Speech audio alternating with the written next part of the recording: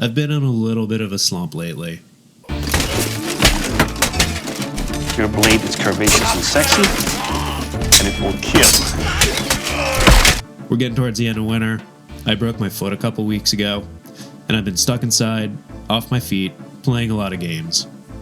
When I get cooped up like this, I usually fall back on comfy favorites like Project Zomboid. Well, this is just getting a little bit sad.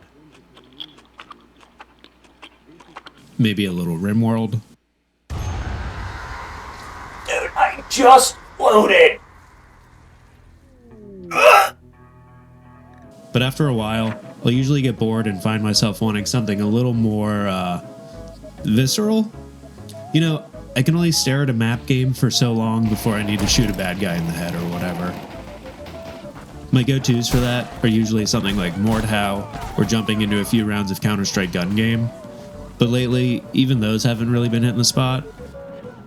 So I took drastic measures. The Steam demo page. Thankfully, Half Sword kind of just jumped out to me right away. Just like my soft spot for jank management, map trading convoy simulators, I equally love these jank mouse movement combat simulators. The first one I can really remember playing was Examina, a game that warns you that this game is actually different. Well, to this day, still being an early access title that launched back in 2015. And funnily enough, it looks like the project's been abandoned, but I've still got some pretty fond memories of it. Another game in the line of flailing your mouse around in an effort to slash a guy in half is We Who Are About to Die, a solo dev early access project that released back in 2022. For me, it fixed the confusing perspective problem that I had with Examina, while also offering a mostly fleshed out roguelike mode that was fun to progress through by purchasing new weapons or armor and training your gladiator throughout his campaign. While it's a bit cartoony, I remember the combat being pretty satisfying, but I recently opened this one up only to find that they've completely changed the way combat works now, and instead of the mouse simulating like we're going to get to with Half Sword, it's kind of just like auto attack. Guys, it doesn't feel good.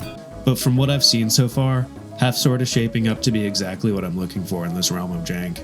It's got a little bit to go towards a full release, and while there's some vague roadmaps for development, the developers have been quite active in their Discord when it comes to updates.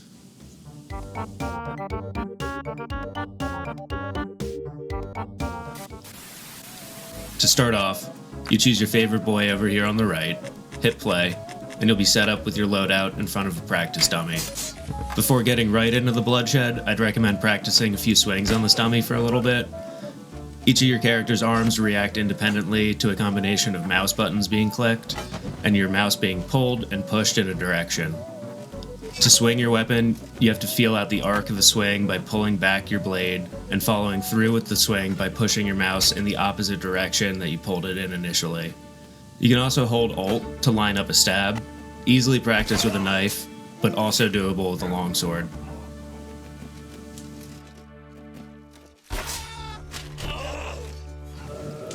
It can feel extremely clunky at first, and you will die a lot in the process of practicing this.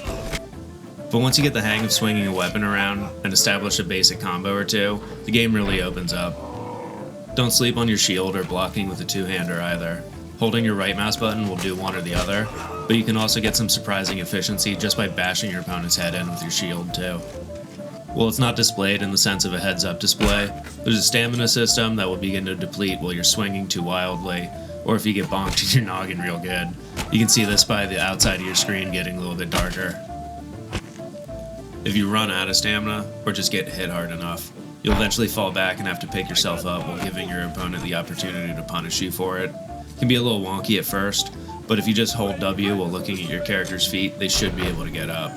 Unless they've gotten themselves incredibly beaten up to the point where there's no longer an option, and your best bet is just to hold G to surrender. The game certainly has its moments of clunk, but what it's got to offer here outweighs the occasional glitchy moment or rough around the edges look. Swings feel good, and once you get the hang of a weapon or two, the game can really make you feel like a badass.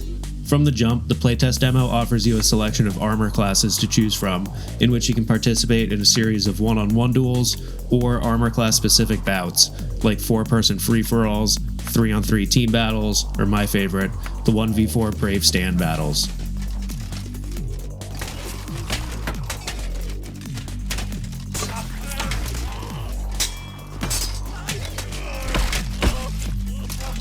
Each jump in armor class feels different and meaningful, often changing up armor placement in a way that might change your playstyle. Hits to armor feel realistic and reactive too.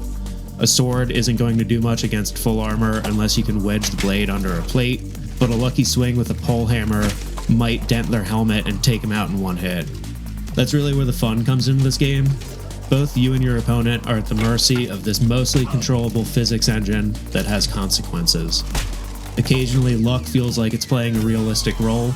Sometimes you just get your arm cut off. But more often than not, I found myself in drawn-out, tactical duels of attrition with an opponent that I felt fairly matched with and reacted to me, especially in higher armored, one-on-one duels.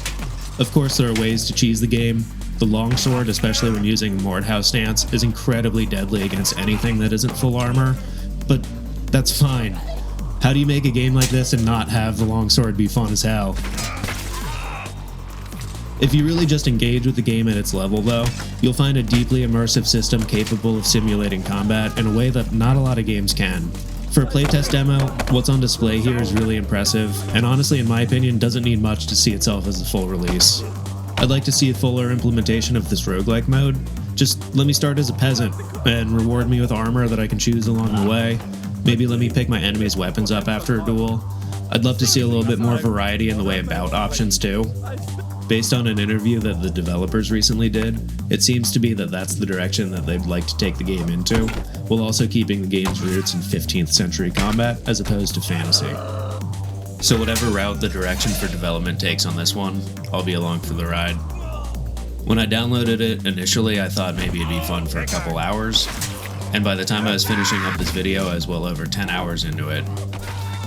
For the price of free, you really can't complain, and I'm just glad I chose to check out the Steam demo page that day. Anyways, see you guys in the next update.